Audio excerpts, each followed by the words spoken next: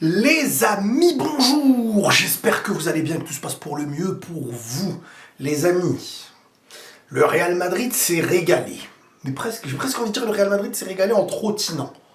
C'était un match contre Salzbourg, qu'il fallait gagner, déjà. Mais bon, on s'y attendait un peu, mais malgré tout, on a eu le fait marquant du match. Le 100e but avec le Real de Vini, déjà aussi, à son âge. On a eu un Rodrigo Champomy, un Rodrigo qui était... Franchement, Rodrigo, les gars, Ligue des Champions aussi, il connaît. On a eu un Mbappé qui te met un but qui a été au bout du pressing, un but un peu gag, mais qui prend et comprend et qui est bon pour la confiance. On a eu un Bellingham qui t'a lâché. Bon, Bellingham, on le connaît, il est trop fort, mais il est là, il t'a lâché une passe à la Zizou. On a eu le doublé de Vini. Parce que oui, on va commencer un petit peu avec Vinicius, parce que bon, il est suspendu le prochain match, au vu de ce que l'arbitre a jugé comme simulation dans une action où tu peux ne pas mettre un jaune, on n'est pas sur la simulation grotesque, honnêtement. Je pense que c'est l'arbitrage qui a envie aussi de très vite dire à Vinicius, attention, je t'avertis là, parce que je pense honnêtement qu'avec d'autres joueurs, t'es pas obligé de mettre ce carton.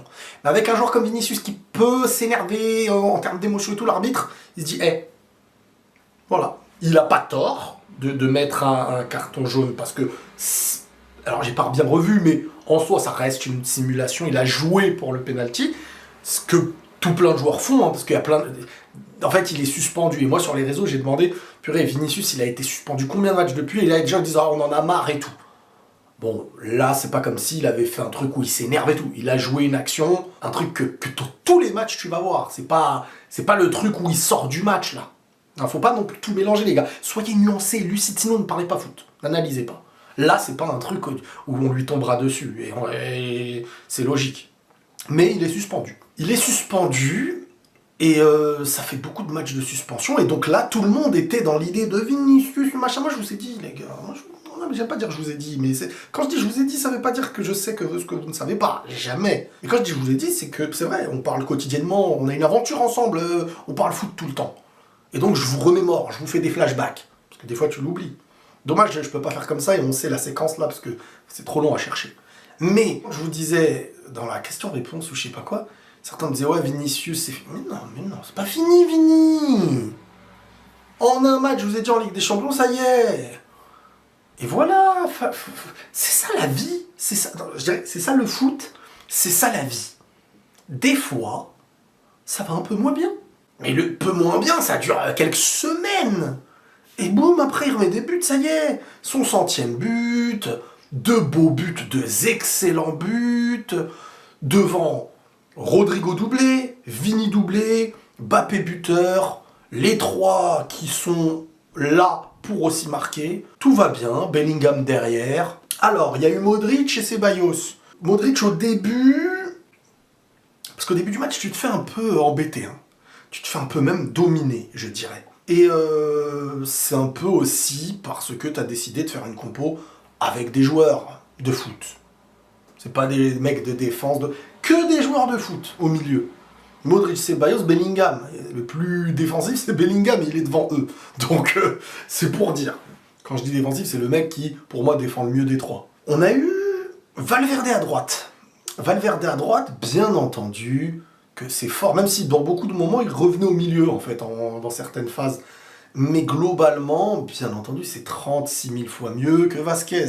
Mais, parce qu'il y a un mais, j'estime que quand tu as un milieu Ceballos, Bellingham et Modric, dans un match peut-être plus haut en niveau, je parle même pas de l'aspect défensif, qui peut coûter cher si tu es dans un match où quelqu'un en face, ça peut te déranger et te dominer, mais dans l'aspect où il se passe quelque chose, balle au pied. Là, c'était des joueurs, voilà, à part Bellingham, quand il est très haut, mais c'est parce qu'il est dans la zone avec les autres qu'il peut se passer des choses. Mais Modric, Ceballos, c'est pas comme Valverde qui aura moins de maîtrise de balle, même si on sait qu'il la maîtrise, mais c'est leur spécialité. Mais il aura beaucoup, mais il n'y a pas il se passe pas d'étincelle. Alors que Bellingham, quand il a le ballon au milieu, boum, il casse des... quand Valverde, il a le ballon au milieu, boum, il casse des lignes et trucs et machin, ça chamboule plein de choses. Et ça m'a manqué. Ça m'a manqué au milieu quand des fois c'était trop statique, trop normal. Après, il y a eu Mendy, en cours de match, il y a eu l'entrée d'Alaba. Chaque fois qu'Alaba il rentre, ça me fait chaud au cœur. Encore une fois, je suis très satisfait d'Asensio, qui a eu quand même des duels à jouer. Il a ce petit truc où parfois, il est un peu trop agressif, Asensio. C'est aussi pour cacher, il est très jeune, et c'est aussi pour cacher parfois un manque d'expérience. Mais cet excès d'agressivité, j'ai peur du jour où le crochet il peut le tuer. Vraiment.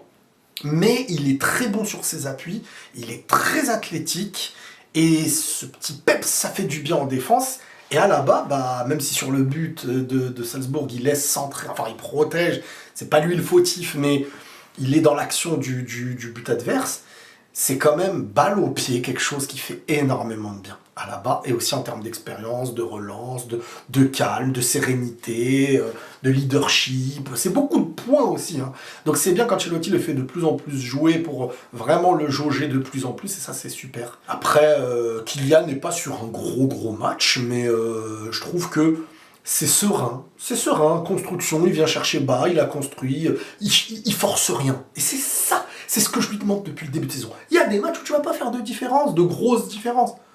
Mais bon, si tu gagnes 5-0, enfin 5-1, j'ai dit 5-0 tout à l'heure peut-être, je me rappelle plus. Bon, en gros, tu gagnes 5-1, t'as mis ton but, et tu joues.